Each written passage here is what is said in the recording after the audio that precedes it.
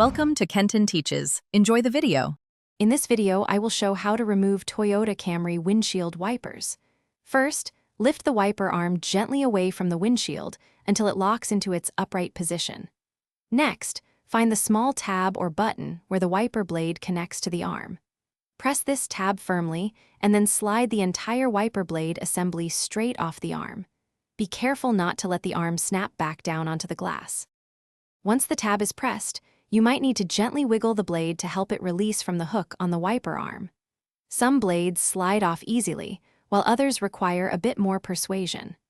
Always keep a firm grip on the wiper arm itself to prevent it from accidentally falling back and potentially cracking your windshield. Remember to repeat these steps for both the driver's and passenger's side wipers. If you're finding this guide helpful, please hit that like button and subscribe to our channel for more useful car maintenance tips. On another note, after a long day of car work, there's nothing better than relaxing with a good book. Check out the new Kindle Paperwhite. It's perfect for reading anywhere. You can find a link to it and other great deals in the description below.